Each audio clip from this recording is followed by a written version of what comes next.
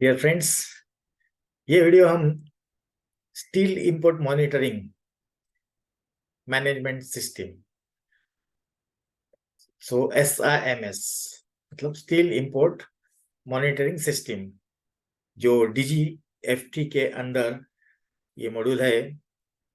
उस टॉपिक पे हम बना रहे हैं। तो स्टील जो इंपोर्ट होता है, आपको पता ही है कि स्टील्स को ministry of steel, then ministry of commerce, DGFT, इसके अलावा department of environment and forest, ministry of environment and forest, pollution control board, ये सारे के क्लियरेंस जरूरी है इंपोर्ट्स के लिए। क्यों जरूरी है उसका हम आपको बताएंगे कि क्यों इस तरह का जरूरी है। स्टील के 72, 73 और 86 जो SSN कोड के अंदर आने वाले जो प्रोडक्ट्स है, जो भी यहाँ पे इंपोर्ट करना चाहता है, तो उसके लिए जो भी प्रोसेस है वो फॉलो करनी पड़ती है। तो department of environment and forest और पॉल्यूशन कंट्रोल बोर्ड, इन्होंने मिलके जो भी रूल्स इसके अंदर डिफाइन किए, जो सारे मुझे लगता है कि वर्ल्ड वाइड ये रूल्स हर एक कंट्री में अवेलेबल है, जिसका नाम है hazardous waste management handling and transboundary movement rules. इस तरह के रूल्स सभी कंट्री ने हजार्डस वेस्ट जो है, जिसमें बहुत सारे इसके अलावा स्टील के अलावा बाकी भी प्रोडक्ट आते हैं। तो आयरन एंड स्टील जो है कि ये भी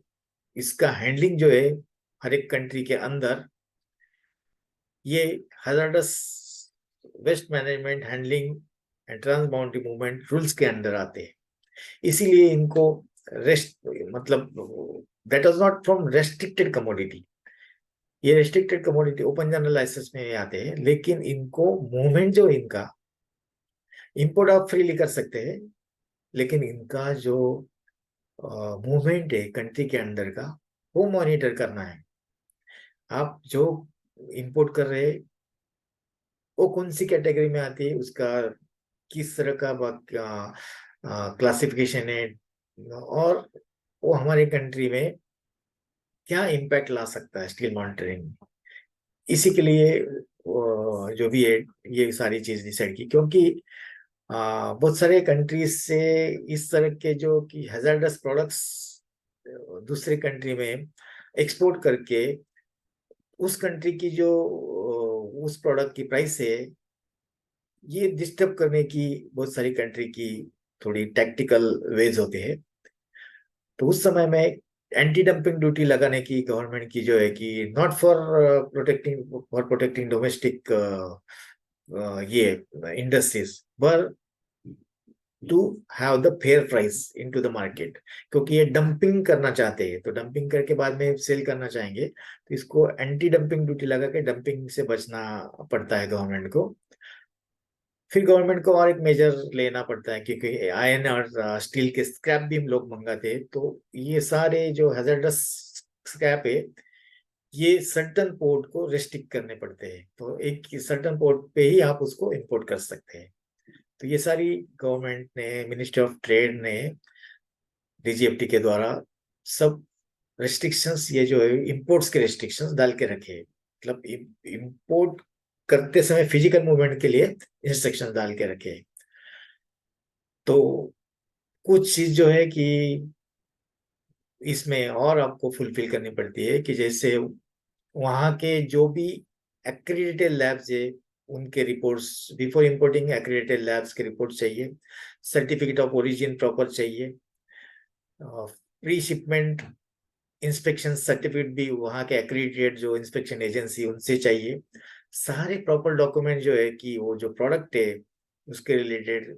बिफोर इंपोर्ट, ये सारे डॉक्यूमेंट्स जो है कि एनालिसिस करने हैं एज पर द ऑर्डर। आप अगर दोनों में एग्रीमेंट करते हैं, परचेस ऑर्डर रिलीज हो जाता है उस समय में, तो बिफोर इंपोर्टिंग आपको 3 सैंपल भी इंपोर्ट करना है। तो 3 सेट ऑफ सैंपल्स जो 3 अलग अलग लैब्स में इंडिया में, जो कि रिकॉग्नाइज एक्रेडिटेड लैब से उन पे भेजना है, और उनका रिपोर्ट्स आने के बाद, वो रिपोर्ट्स अगर पॉजिटिव है तो ही फिर आप उसको इंपोर्ट कर सकेंगे। अगर वो रिपोर्ट पॉजिटिव नहीं है, जो भी आप इंपोर्ट करना चाहते हैं वो देश के लिए हैजर्डस से घातक है, तो जो ministry of environment and forest है और पॉल्यूशन कंट्रोल बोर्ड है, ये आपको अलाउ नहीं करेंगे। तो ये बात हो गई कि इसमें बेसिकली एनओसी जो है कि ये इनकी एनओसी लगती है। जैसा कि रॉडटेप में इंटर मिनिस्ट्रियल ग्रुप कमेटी है, वैसा भी इसमें भी जैसे ही आप इनको रॉस्टेल और रॉडटेप में इंटर मिनिस्ट्रियल ग्रुप कमिटीज होती है जो इस उस तरह का लाइसेंस उनको स्क्रिप्ट के लिए इशू करने के लिए एनओसी देते हैं। यहाँ जब आप स्टिल दूसरा पर्पज जो है कि आप मॉड्यूल पे ऑनलाइन मॉनिटरिंग मॉड्यूल पे अप्लाई क्यों करना है, क्योंकि जब अगर वो ओपन जनरल लाइसेंस में है तो क्यों ये झंझट लेना है। तो गवर्नमेंट का ये उद्देश्य है कि जब आप इसमें रजिस्टर करोगे तब आप क्या कमोडिटी रजिस्टर करने वाले हैं, इंपोर्ट करने वाले, कितना करने वाले, बाकी भी स्टेक होल्डर को ये पता चले कि कौन कौन से प्रोडक्ट्स इंडिया में इंपोर्ट हो रहे हैं स्टील और आयरन के, उसका कंजम्पशन कहाँ पे हो रहा है, ताकि government, because government is the major importer of all such kind of steel and iron product, तो गवर्नमेंट को भी पता चले, पब्लिक सेक्टर अंडरटेकिंग को भी पता चले मिनिस्ट्री ऑफ स्टील के जाके कि कौन से प्रोडक्ट्स इंडिया में इंपोर्ट हो रहे हैं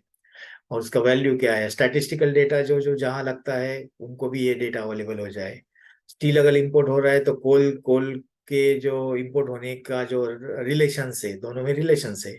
तो कितना कोल इंपोर्ट करना है, क्या करना है, ये भी अथॉरिटी को थोड़ा प्लान करना पड़ता है, ministry of coal and industry. ये सारी बातें जो है कि ये लीगलाइज बातें जो है कि जो स्टैटिस्टिकल वे से डेटा डेटा माइनिंग जो है ये अवेलेबल हो जाता है, इसलिए आपको वहाँ पे रजिस्टर करना पड़ता है। आप जो वहाँ पे अपना रजिस्टर करते हैं उसके बाद फिर आपको जो प्रोसेस है, ये प्रोसेस फॉलो करनी पड़ती है रजिस्ट्रेशन के बाद, इंपोर्ट के पहले। और फिर आपको ये जो नंबर है, जो डॉक्यूमेंट्स आप पूरे डॉक्यूमेंट सबमिट करते हैं ऑफ ऑनलाइन, सारी जो जो भी रिपोर्ट से जो भी सबमिट करते हैं, तो उस समय में आपको फिर नंबर मिल जाता है, एसआईएमएस का नंबर मिल जाता है, इंपोर्ट्स का आपको लाइसेंस जैसा नंबर मिल जाता है, कस्टम में भी वो रजिस्टर हो जाता है। फिर आपको एक 75 डेज की जो पीरियड देके आपको जो भी आपने इंपोर्ट करना है वो उस पीरियड के अंदर इंपोर्ट करना है। अगर आप और गवर्नमेंट उसको आपको कुछ ऑब्लिगेशंस भी ये करती है, जैसे कि किस तरह से उसको हैंडलिंग करना है, किस तरह से उसका एंड यूज से करना है, hazardous निकलता है तो उसका डिस्पोजल किस तरह से करना है, ये सारी बातें ये करते हैं। अगर वो आप नॉर्म्स जो है कि अगर वो फुलफिल नहीं करते तो 90 डेज के अंदर आपको ये जो भी इंपोर्ट किया है आयरन स्टील का 72, 73 और 86 चैप्टर के अंदर आपको री एक्सपोर्ट करना पड़ेगा, और री एक्सपोर्ट करना पड़ेगा, फिर यहाँ पे आपको इंडिया में उसको डिस्ट्रॉय करना पड़ेगा बिफोर द कस्टम्स अथॉरिटीज। तो इस तरह के दोस्तों की आपको अगर स्टील इंपोर्ट करना है तो ये रूट है कि ऑनलाइन रूट गवर्नमेंट का, उससे ही आपको इंपोर्ट करना पड़ेगा, और ये प्रोसेस आपको फॉलो करनी पड़ेगी रजिस्ट्रेशंस की और इंपोर्ट की। तो रजिस्ट्रेशन के लिए भी तो डॉक्यूमेंट जो भी लगने वाले हैं, जैसा कि आई कोड है, डिजिटल सिग्नेचर है, बाद में लिटरेचर आपको क्यों इंपोर्ट करना चाहते हैं, उसका क्लासिफिकेशन क्या है, सारी जैसे import related details, importer related details, और end use end application related, end use क्या है, एप्लीकेशन क्या है, इसके रिलेटेड डिटेल्स ये आपको प्रॉपरली जो एप्लीकेशन है उसमें भरना है, तभी जो मिनिस्ट्री ऑफ कॉमर्स डीजीएफटी आपको इंपोर्ट करने के लिए रजिस्ट्रेशन नंबर जनरेट करने देगी। दोस्तों ये वीडियो आपको कैसा लगा? अगर वीडियो अच्छा लगा तो हमारे यूट्यूब चैनल को जाके सब्सक्राइब कीजिए और बेल आइकन भी प्रेस कीजिए, ताकि इस तरह के जो भी वीडियोस हम बनाएंगे उसके नोटिफिकेशंस आपको ऑटोमेटिकली प्राप्त हो सकेंगे। हमारे डिस्क्रिप्शन बॉक्स के अंदर हमने वेबसाइट्स और सोशल मीडिया के लिंक्स हमने डाले हुए हैं, मेंशन किए हुए हैं। वहाँ जाके आप हमारे वेबसाइट को विजिट कर सकते हैं, और सोशल मीडिया को भी आप वेब पेजेस को विजिट कर सकते हैं। और वहां जाके लाइक शेयर एंड कमेंट भी कर सकते हैं। इसके अलावा आप हमारे वेबसाइट पे हमने जो मेंटोरिंग प्रोग्राम्स चालू किए हैं उसे आप एनरोल और रजिस्टर कर सकते हैं, और आप एक सक्सेसफुल एक्सपर्टर बनने की अगर आपकी चाहत है तो हम 100% 3 to 12 मंथ्स में आपको एक सक्सेसफुल एक्सपोर्टर बना के रखेंगे। और आप ये देखेंगे कि हम हमारी यूएसपी जो हमने डिक्लेयर की है कि टू क्रिएट सक्सेसफुल एक्सपोर्टर्स ये फुलफिल हो जाए, और आपका जो कंट्रीब्यूशन है हमारी कंट्री के लिए 3 ट्रिलियन इकोनॉमी कंट्री बनाने की जो कंट्री की ड्रीम है, विजन है, उसमें थोड़ा सा कंट्रीब्यूशन आपका मिल सके, इस तरह से हमारा प्रयास रहेगा। दोस्तों, इसी नोट्स के साथ हम ये वीडियो यहीं पे समाप्त करना चाहेंगे। मिलते हैं अगले वीडियो में अगले सब्जेक्ट के साथ, तब तक के लिए विदा दीजिए। Thanks a lot, have a great day.